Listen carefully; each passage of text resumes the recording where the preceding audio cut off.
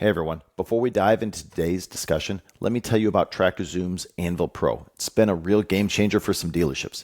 Anvil Pro is more than just a dealer's management software. It's more than just a CRM. It's a single point solution that is helping other dealers grow their business. Anvil Pro's robust integrations connect the tools and the data you're already using, making your processes seamless and your team more efficient. Now, whether you're managing inventory, you're tracking customer interactions, or optimizing your quoting process, Anvil simplifies the way you work and drives real results.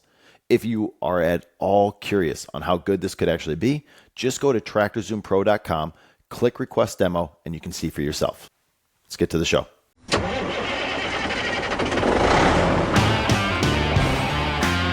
Beyond the Hood, stories and strategies to fuel dealer growth. Welcome everyone to another episode of Beyond the Hood with TractorZoom. This is a continuation of our Used Equipment Manager series, and with me today I'm joined by Brad Crist, the large ag used equipment manager at Shoppa's Equipment down in Texas. Shoppa's is an 8-store John Deere dealership down there, and my conversation with Crist, we talk about what's happening here in 24, all the challenges that Texas has seen from weather, commodity prices, and how they've managed their used equipment. And we talk about what we might be able to expect going into 2025. Fantastic and really fun conversation with Brad. So let's jump straight into that conversation. Brad, thanks for joining us. Andy, man, I appreciate you asking me. I really do. Thanks so much.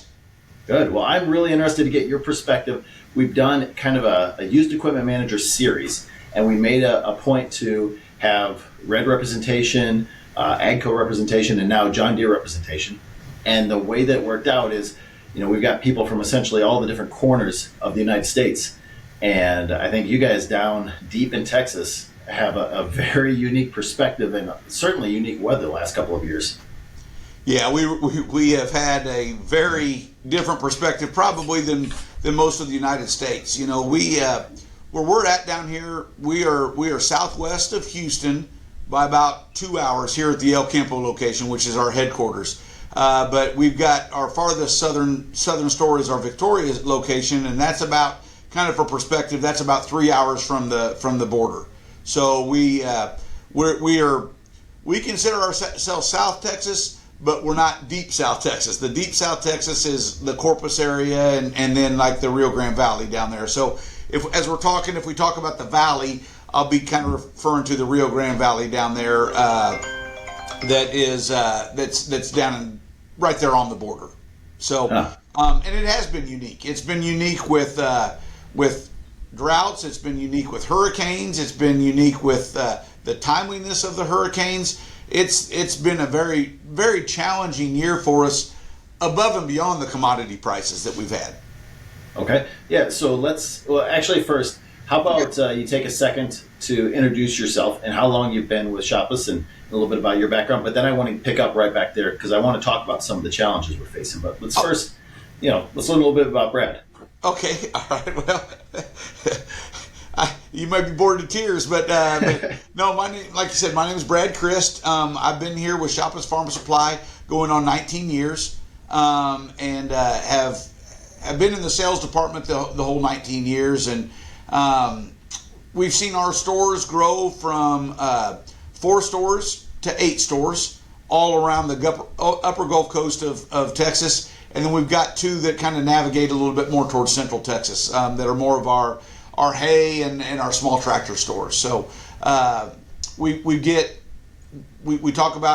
basically sell everything that John Deere makes except forage harvesters and snow blowers. So we don't get much snow down here, but we really cover the gamut from cotton all the way down to commercial mowing equipment. I mean, we're selling it all, and very fortunate for the diversification, and that kind of diversification really helps us in years where either the ag market is not as strong with commodity prices, interest rates, some of the challenges I'm sure we'll talk about today, or if with the consumer and the small property owner segments too, if they're not so good, the large ag can carry it. So we really are blessed.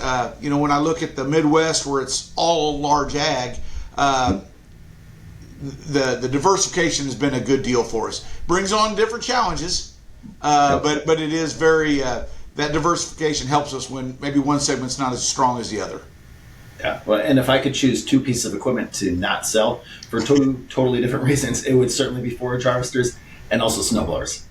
Yeah, absolutely. I tell you, I look at out west, West Texas, New Mexico, and cotton pickers and combines are tough enough, but boy, those forage harvesters be real tough to move. Yeah, good. And I want to talk about cotton pickers because I get to talk to some dealers about them every so often, but it's not a daily conversation I get to have, and it's a fascinating challenge, and certainly a challenge, I know, especially with the export market where it is. But let's at least start on the broad challenges that you guys are facing. What's 2024 look like for you guys, and what are some of the biggest challenges you're up against? 2024 is, in my 19 years, 2014 was a challenging year for us as well. But 2024 is probably one of the top two most challenging years we've had. Looking back on 24, there were several things that impacted us, and several things that were challenging for us. The biggest thing was probably interest rates and commodity prices, which affected every John Deere dealer, every Case dealer, every AGCO dealer, every farmer across the country. And so that was a challenge. That was a broad challenge. The used equipment market turning as quickly as it did was a challenge. We really kind of saw it coming. I'll be honest with you. In 22, when things were just blowing and going, we elected to continue to try to liquidate as much of our used at that time versus holding it for local customers or what have you, just because we had seen it in 2014 was still fresh enough on our mind that we didn't hold anything. And so we continued to try to move that equipment, whether it be to Iowa, to Illinois, to wherever it may be. We didn't elect to hold it, and that really was a benefit for us. One of the challenges, though, for 2024 was the fact that the delayed availability in 22 went into 23, and there were a lot of equipment that we had retail sold for 20, that we've ordered in 22, 23 that didn't show up until 24. Well, we had trade values agreed to with our customers at that point, and so we had to live by that. So we had sprayers, four-wheel drive tractors, some row crop tractors that were traded for at 22, 23 numbers that, as you know, and everybody that's listening to this knows, were not the same as 24. Right. So And I just had a conversation. That was a whole nother challenge. I'm sorry, Andy, I cut you off. Oh, no, I was just going to say that I heard that twice in the last couple of weeks. And again, it kind of comes with the territory of selling new and selling back then, and you certainly don't want to turn down those opportunities. But getting to your used equipment position, I checked out your guys' inventory before we hopped on this call. I went on to Tractor Zoom Pro, and I checked out all of your inventory, and I had to talk to a team member to double check if it was right. Because you guys are sitting in a fairly healthy position. I mean, if I'm right, I saw 5 combines on there. Yeah. I saw just 2 sprayers, 2 self-propelled sprayers. You got a fair amount of larger row crop tractors, but it's also a big, part of your business. Yeah. That's really good for 8 locations. Well, we went from mid 50 million in used equipment, and we've essentially cut that in half. So we're really proud. And now, don't let me kid you, that was not all profitable deals. But at 8% plus floor plan interest, it was a business decision that we made, and we're real proud of where we're at. Our combine numbers are actually a little bit, more reduced even than what you're seeing. But our sprayer numbers, we've got some sprayers that literally just are hitting the books that will be increasing that number. It's just the ebbs and flows of that business are constant. Right. So still though, you guys have done a nice job there, and I mean it's interesting to see that philosophy because there's other dealers that have had a different philosophy, and they're sitting on a few more right now. And granted, maybe they could have sold more in that 22, 23 period with that excess inventory. So it is an interesting case study to be able to see 2 different strategies play out. and I'm not saying one is right and one is wrong, but for our market, we don't have the sheer volume of combines and row crop tractors that I'm going to say a traditional Midwest dealer would have. Even when you look at in the Southeast United States, you look over in Georgia and you look at some of the fleet deals that are done over there, and the number of row crop tractors they sell a year versus what we sell is it's significantly more than what we will do. And our area can't absorb all of our used, and so we've got to be very specific and very strategic on how we remarket that stuff and get it out of here. Huh. Okay, so and on your area of what you can absorb and everything, you're obviously right next to a major port. Yes. How big is exporting to your business model? We have, on the picker side of the business, it's been huge.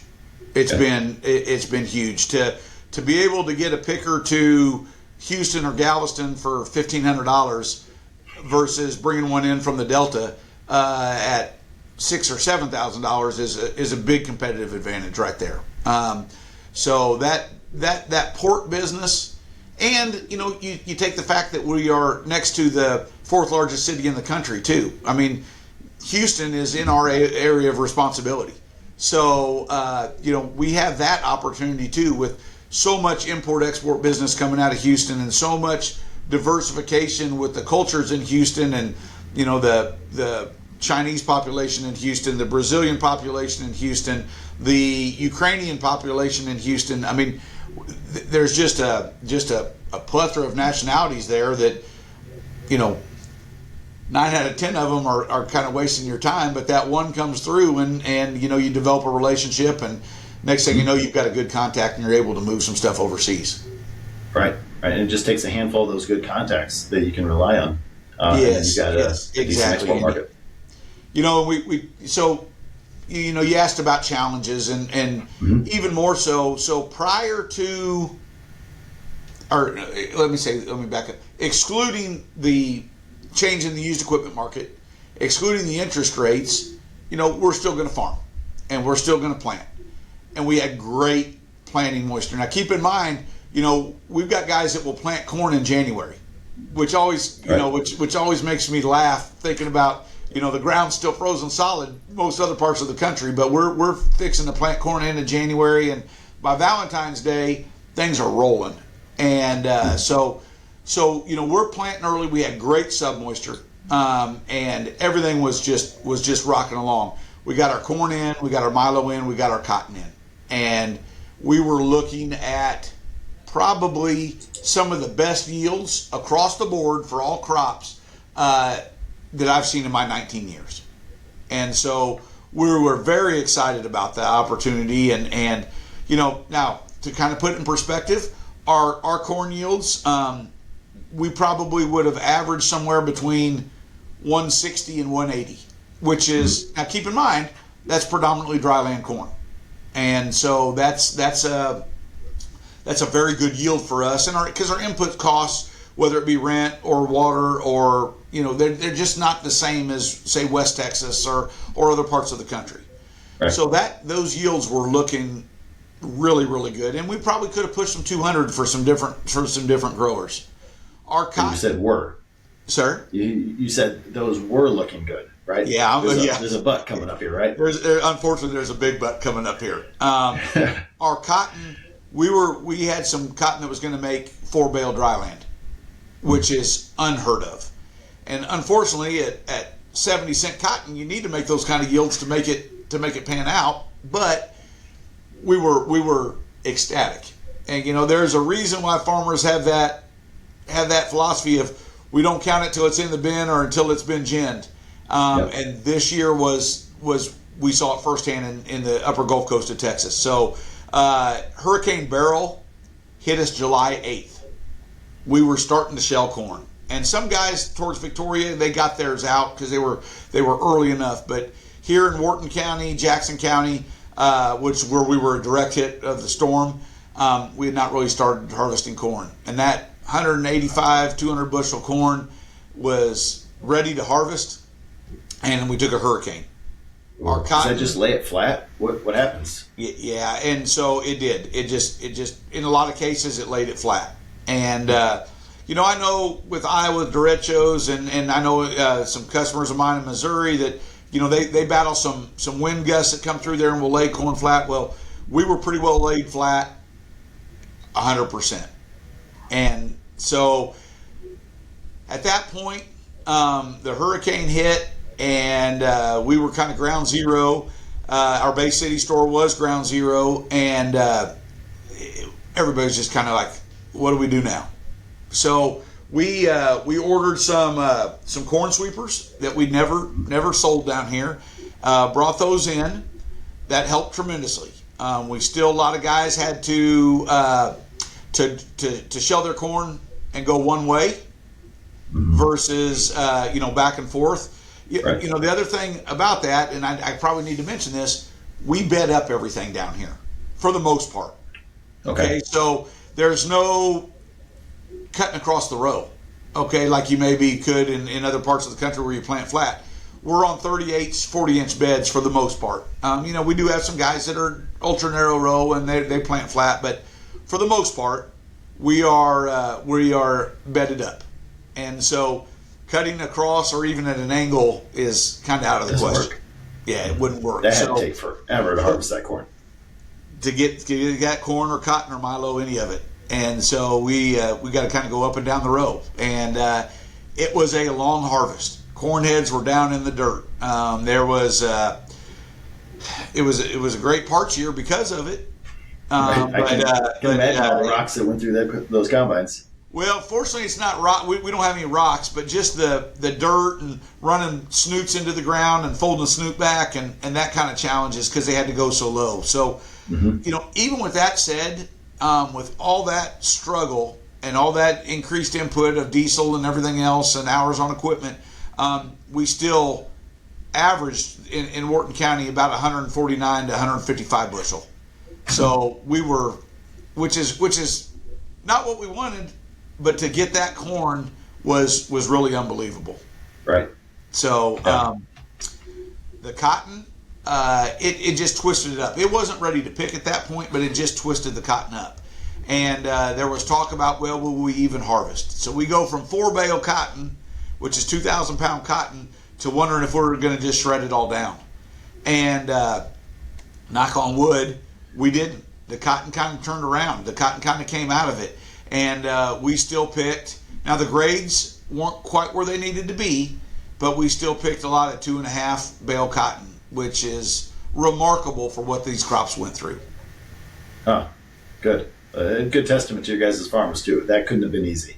No, I tell you, and I think that goes for farmers across the country. There's just a sense of perseverance, a sense of we got to get it done, and I commend our growers for what they went through. Just you hear so much about mental health these days. I don't know. Right. I tell you what, Coors Light really got a big bump in their sales probably, but no, it was it's a testament to our farmers, a testament to the equipment dealers around here that supported those dealers or those farmers, excuse me, and hey, we got it done. Now we had some guys that not only had the hurricane hit, but were hailed out prior to the hurricane, and they waited on a late crop. So normally we are done picking at the very latest the first part of October, and we're going to have guys that will probably push December picking this year, but their late cotton is unbelievable. Oh, good for that. Now, does that push anything else back, or will it not have any effect that'll carry over into 25? Yeah, no, that's a great question as far as, what does that push back? Guys are working ground as much as they can right now to get ready. That will slow those guys down a little bit, but if they can get their cotton out, get their stalks shredded and then pulled, they'll just kind of fall back in and probably just rebed instead of laying it back flat and rebedding. They'll probably just rebed on top of what they've already got and be caught up.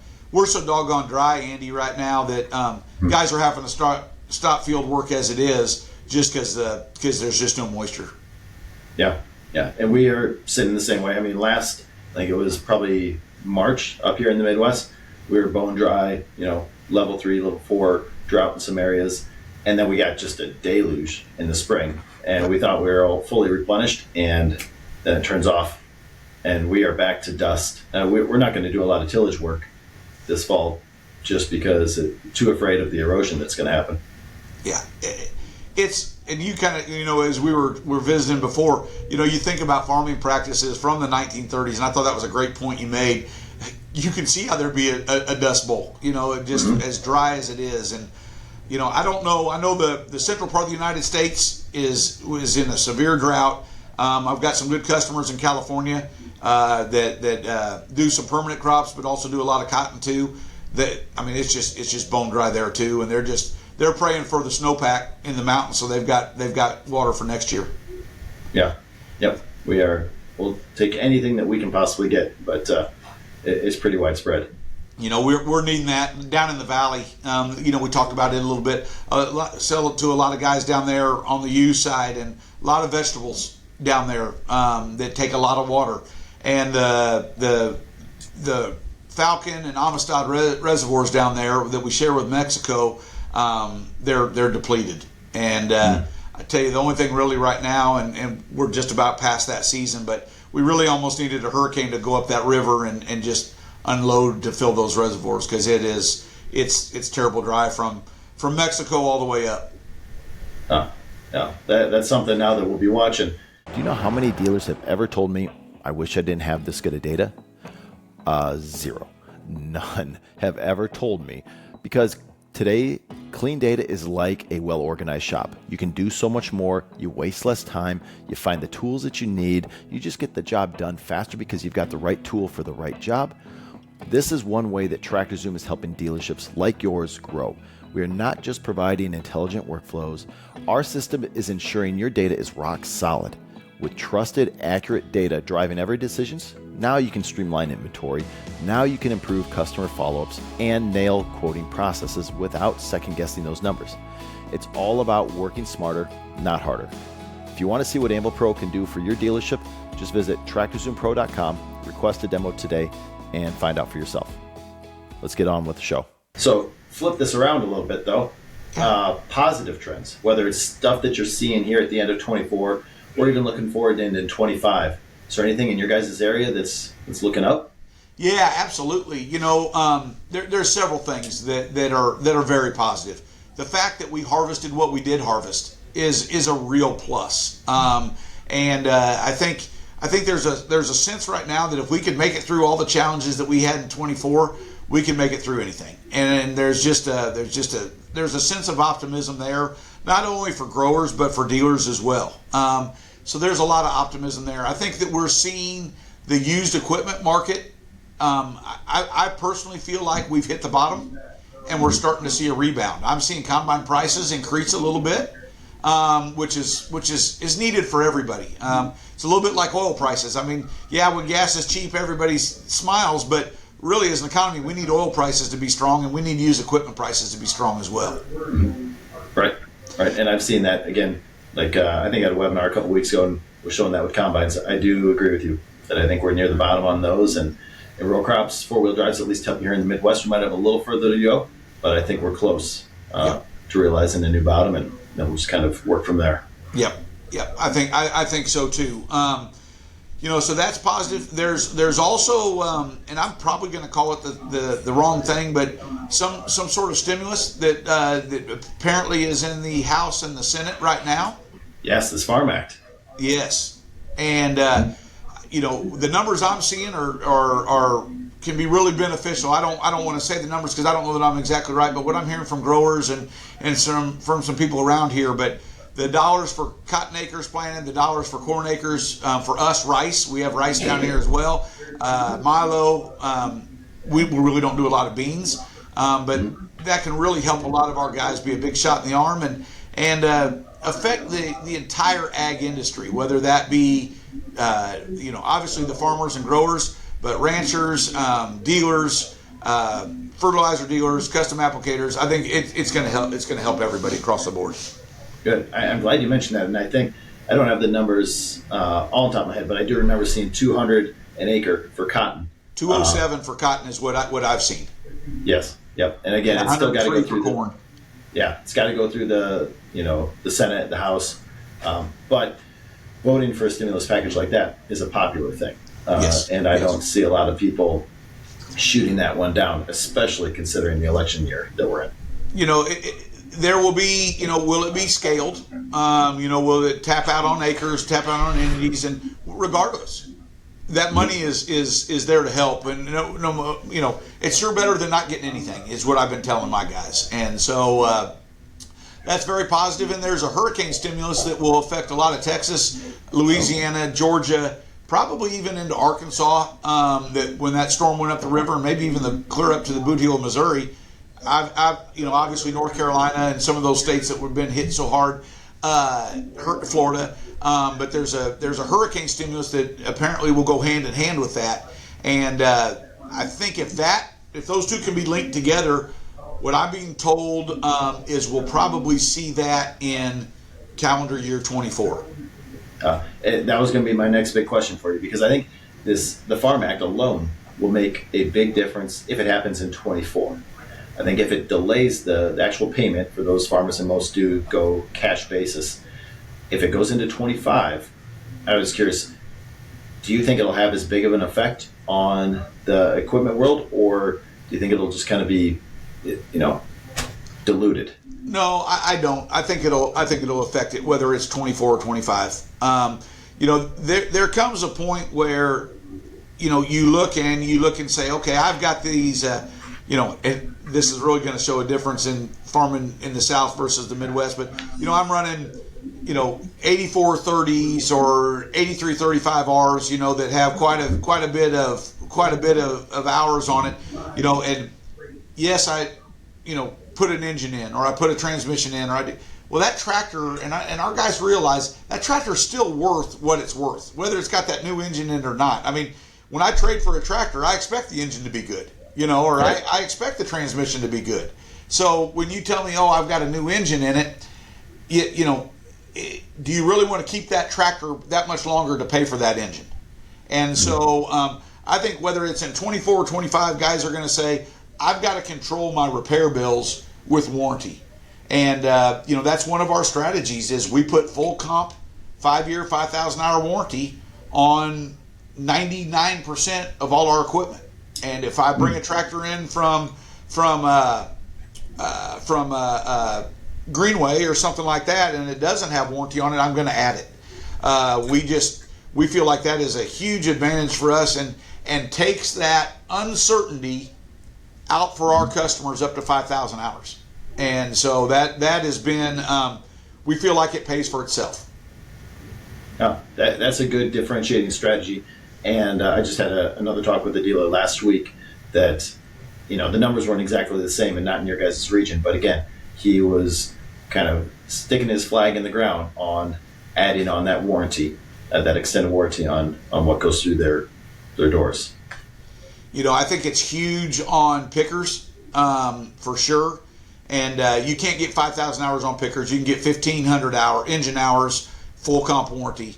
And what's so great is there's so much technology in those pickers with the sensors and different things. It doesn't take long to spend a lot of money on a picker for something, right. Something small like that. So that $500 or $750 deductible is cheap insurance. Oh, yeah. I've never fixed a picker, but I spent a good majority of this fall on the back end of a combine. So I can appreciate that. Okay, I want to talk about a few more granular things now. Okay. So what about interest rates and financing? Do you guys see, especially because you have a big, diverse customer base down there, do you see it having a big effect on whether it's lowering interest rates that the Fed is doing or financing that you can provide, whether it's to the residential side or turf or large ag? Yeah, so I'm going to look at it. We have a large ag sales manager. We have a small ag sales manager, and so we kind of divide our markets as such. So I'm going to answer, as far as what we've seen with the finance and the Feds, kind of two sides. So on the small ag side, we definitely saw those changes help.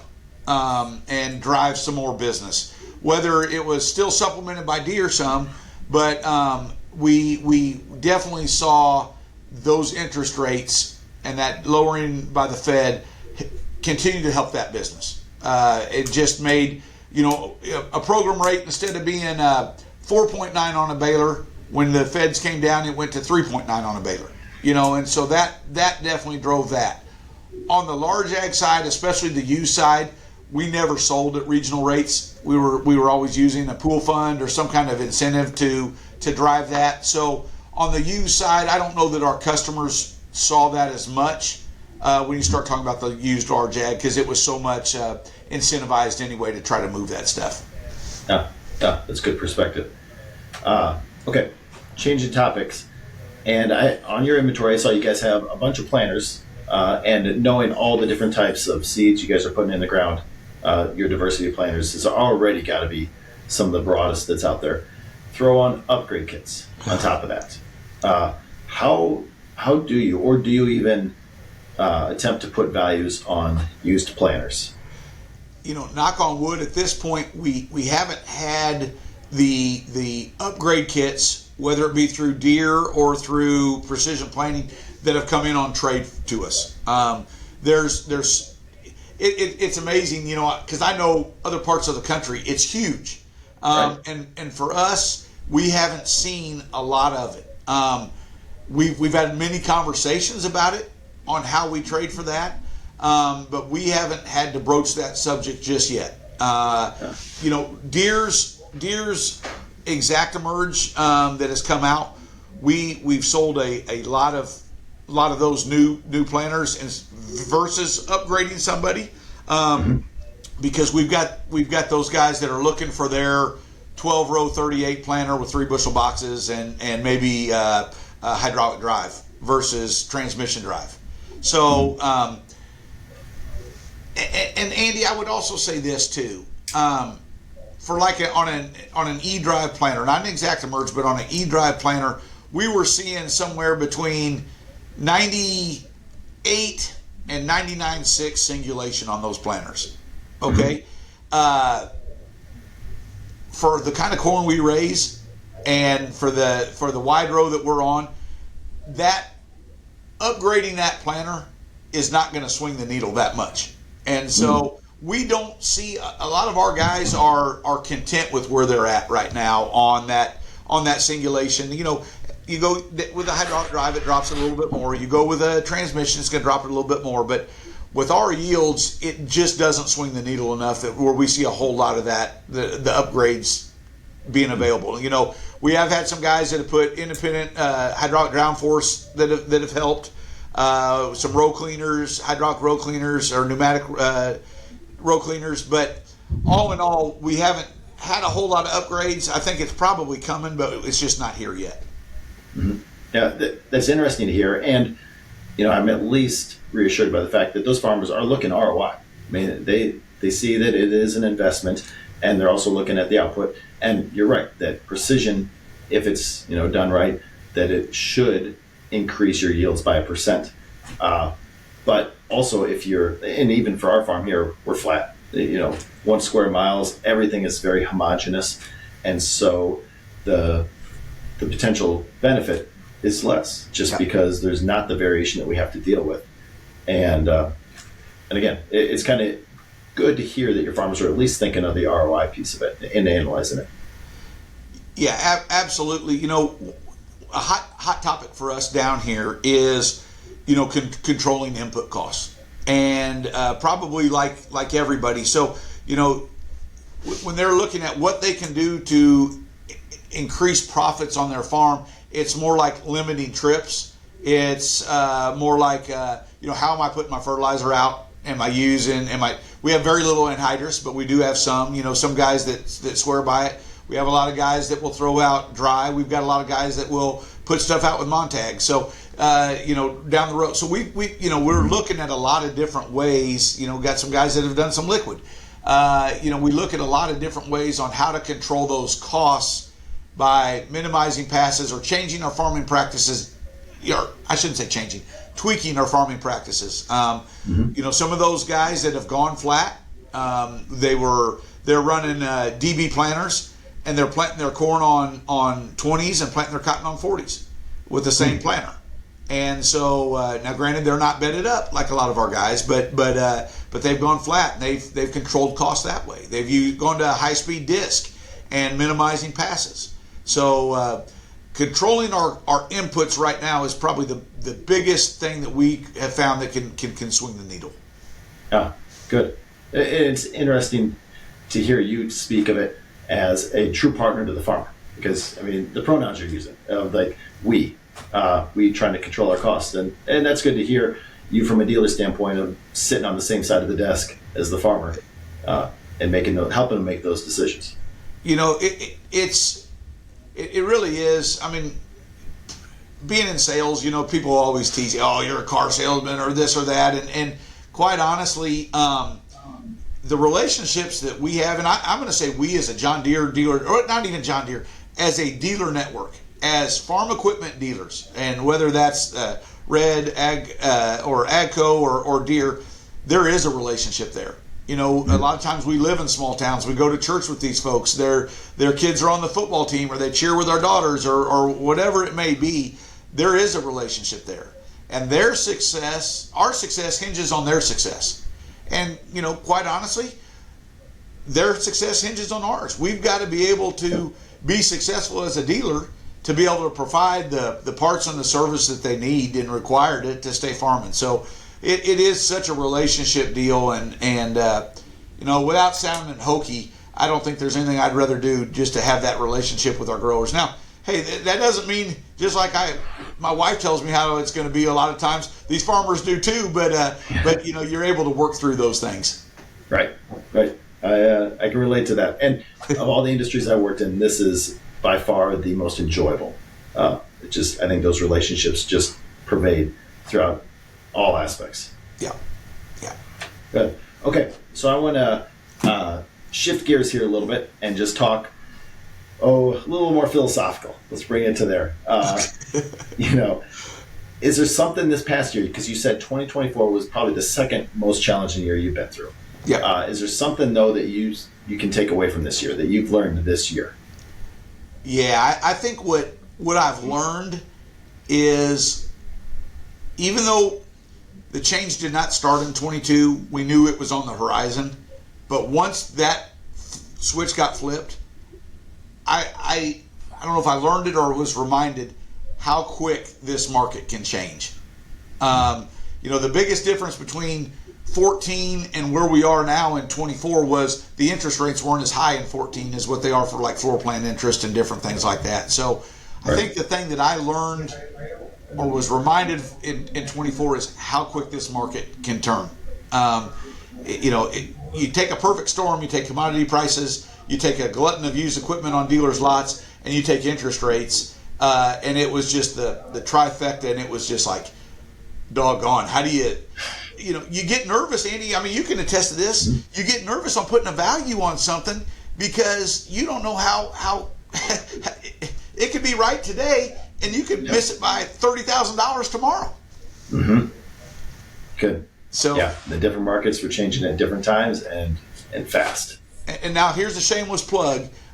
We did get on Tractor Zoom Pro, and it was by far one of the best things that we've ever done. To analyze that auction data like we're capable of through you guys has been fantastic. But we go to 3 months in the past, not 6 months or a year. If you go back and look at a year and take a 9470R and you go back and look at it a year, you may be $80,000 to $100,000 off of a very similar tractor within 3 months. Yep. So that's.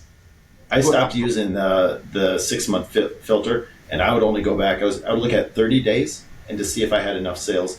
If there weren't enough sales of a particular model, I'd go back 60 days, essentially 2 months. Yeah. But that's the time period when you could start to see that noticeable change, and it's happening fast. I mean, I'd have auctions, and frankly, there's a couple dealer auctions that are happening this week up here. There's a couple coming up in mid-November that I'm going to be watching as soon as they get posted the next day, just to see if we truly have hit bottom or if we've got a little further to go.